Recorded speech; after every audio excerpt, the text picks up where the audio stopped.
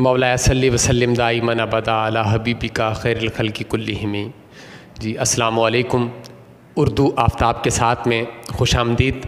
नाज़रीन किराम, आज हम बात करेंगे दरख्वास्त नवीसी के हवाला से कि किस तरह पेपर में दरख्वास्त को अच्छे अंदाज में लिखा जा सकता है, या दरख्वास्त बेसिक है क्या और इसकी ज़ुबान किस तरह की होनी चाहिए, यानी आपने जो अल्फाज इस्तेमाल करने हैं पेपर में वो किस तरह के होने चाहिए।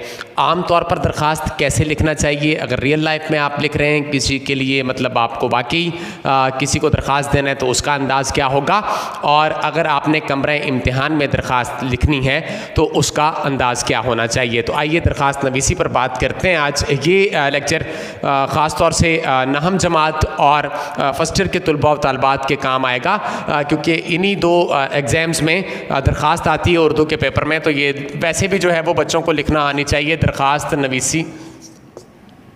अच्छा, जब हम लफ्ज़ दरख्वास्त सुनते हैं या लिखते हैं या पढ़ते हैं कहीं, तो सिंपली हमें जो है वो पता चल जाता है कि किसी से अर्ज़ करना, गुजारिश करना।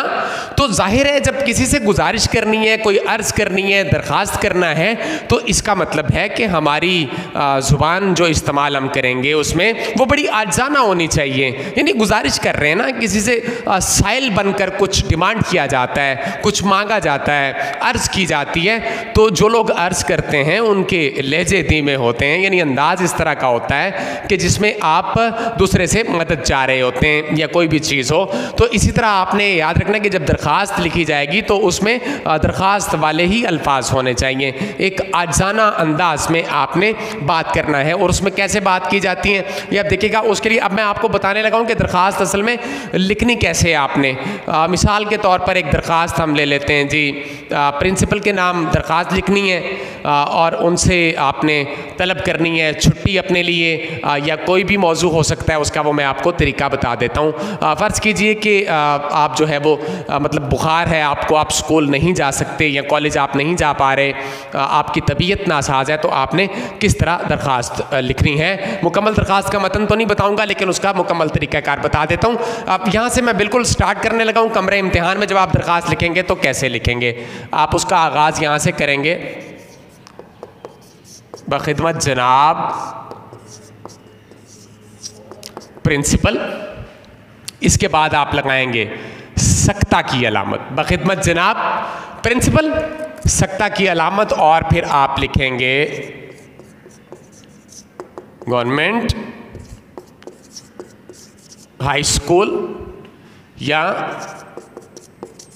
Government college. शहर का नाम लिखना चाहें तो ठीक है, ना लिखना चाहें तो ना लिखिए। तो लिखिए अलिफ बा जीम, इसके बाद कोई अलामत नहीं आएगी। बाखिदमत जनाब प्रिंसिपल गवर्नमेंट हाई स्कूल या गवर्नमेंट कॉलेज, अलिफ बा जीम। गवर्नमेंट हाई स्कूल वो बच्चे लिखेंगे, जाहिर है जो नहम जमात में जो स्कूल में पढ़ते हैं। गवर्नमेंट कॉलेज वो लिखेंगे जो कॉलेज के तलबा व तालिबात हैं। अब एक एक चीज़ को आपने यहाँ पर समझना है, बहुत अहम है आपके लिए। देखिएगा, हम अक्सर क्या करते हैं, जो गलतुल आम बात है कि बखिदमत जनाब प्रिंसिपल साहब, बखिदमत जनाब प्रिंसिपल साहिबा। अब देखिए, जब जनाब आ गया तो उसके बाद साहिब साहिबा लगाने की क्या ज़रूरत है। तो ये याद रखिए कि तकरीम का एक लफ्ज़ आ गया, इसके बाद ज़रूरत उसकी नहीं रहती बाकी। सो इस तकरार से आपने गुरेज करना है, बचना है। सिंपली आप ये लिखेंगे बखिदमत जनाब प्रिंसिपल गवर्नमेंट हाई स्कूल या गवर्नमेंट कॉलेज, अलिफ बा जीम। उसके बाद एक बात याद रखिएगा, अगली सत्र में आ जाएंगे, बिल्कुल बखिदमत के नीचे वाली सत्र में हम लिखेंगे उन्वान। उन्वान के बाद हम लगाएंगे और राब्ता की अलामत। जी हाँ, राब्ता की अलामत लगाएंगे। उसके बाद जिस तरह कंप्यूटर पे लिख रहे हो तो आप टैब दबाते हैं, वक्फा आ जाता है, बीच में स्पेस रह जाती है, इसी तरह आपने जगह छोड़नी है और आप यहाँ लिखेंगे आप उन्वान लिखना है कि दरख्वास्त है किस लिए। आप लिखेंगे दरख्वास्त बराए रुखसत, यानी छुट्टी की दरख्वास्त है हुजूर। दरख्वास्त बराए रुखसत बवजह बीमारी। यानी आप बीमार हैं, बीमार होने की वजह से आपको छुट्टी चाहिए। और उन्वान के बारे में ये याद रखिएगा कि जब आप उन्वान लिखेंगे उसके नीचे एक ख़त कशीद करेंगे, यानी आपने ख़त कशीदा लिखना है जी। जो उन्वान आपने लिखना है इस अंडरलाइन लिखेंगे इसको, उन्वान को आप, ये हो गया। इसके बाद भी आप कोई अलामत नहीं लगाएंगे, कोई ख़त्मा नहीं लगाएंगे, बिल्कुल इसी के बराबर आप नीचे आ जाइए। एक सत्र छोड़ना चाहें आपके पास इख्तियार, न छोड़ना चाहें तब भी आपके पास इख्तियार। जी हाँ, लिखिए यहाँ पर जनाबे आली और इसके बाद लगाइए निदाइया की अलामत, इसे कहते हैं निदाइया।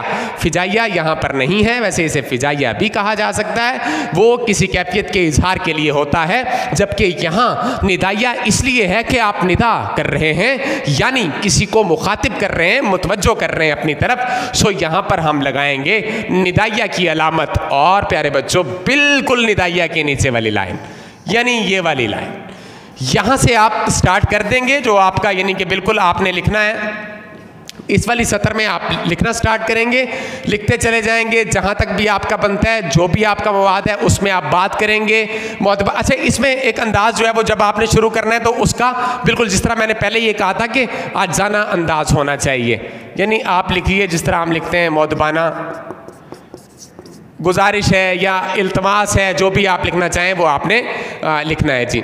तो ये याद रख लीजिएगा यहाँ पे कि जब भी आपने दरख्वास्त लिखना है, कमरा इम्तिहान की जब बात आती है तो याद रख लीजिएगा कि इसमें आपने कतई स्कूल का नाम नहीं लिखना, कॉलेज का नाम नहीं लिखना, अपना नाम कहीं भी मेंशन नहीं करना। मौदबाना गुजारिश है कि साइल कल रात से बुखार में मुब्तला है, मौदबाना गुजारिश है कि साइल कल रात से, ठीक है जी। अब मैंने साइल का लफ्ज़ इस्तेमाल किया है, बच्चे का नाम तो नहीं लिखा जा सकता, अपना नाम तो नहीं लिखा जा सकता। साइल की जगह आप कोई भी लफ्ज़ इस्तेमाल कर सकते हैं, फिदवी आप सादिर के तौर पे मैं भी लिख सकते हैं, कोई मसला नहीं है। मुब्तला था या मुब्तला हूँ या मुब्तला थी, जिस तरह भी आप लिखना चाहें आप इसको मुकम्मल कर लेंगे। जो भी आपने मतलब जितनी भी सत्रों में आपने मवाद पूरा करना है आपने कर लिया जी, ठीक है जी। यहाँ तक हो गई बात।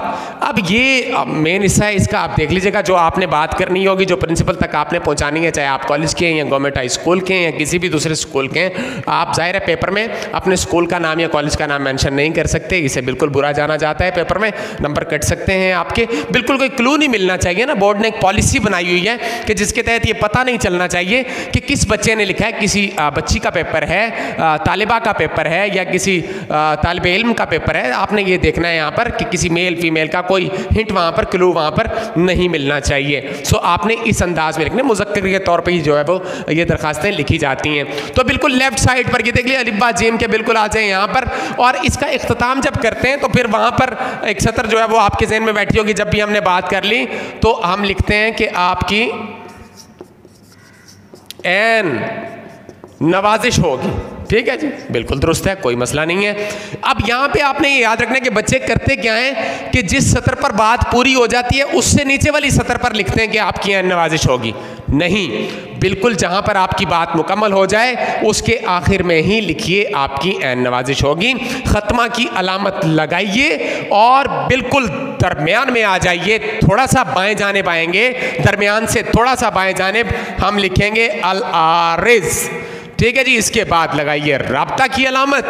आप चाहें तो अर्ज़ गुज़ार भी लिख सकते हैं, आप चाहें तो दरख्वास्त गुज़ार भी लिख सकते हैं, लेकिन वो मजमूई तौर पर जब लिखी जाती है दरख्वास्त किसी को तो उसमें आप दरख्वास्त गुज़ार लिख सकते हैं। अच्छा, हर दरख्वास्त का उन्वान अलग होता है, हर चीज़ का जो है वो ज़ाहिर है जिसको लिखनी होती है उसका अलग अंदाज होता है, लेकिन तरीक़ाकार उसका यही है। कोई जनाबे आलिया नहीं आपने लिखना, जनाबे आली ही लिखना, चाहे आप प्रिंसिपल आपकी फ़ीमेल हैं या मेल हैं, जिस तरह भी हैं, हेड मास्टर हैं, हेड मिस्ट्रेस हैं, जिन्हें भी आपने लिखना है। अलारिज लिखेंगे, अलारिज के बाद ज़्यादा लंबी चौड़ी बहस बिल्कुल नहीं करनी, आपने बिल्कुल इससे नीचे वाली सतर पर इसके आगे आ जाना है और आपने लिखना है आपका या कि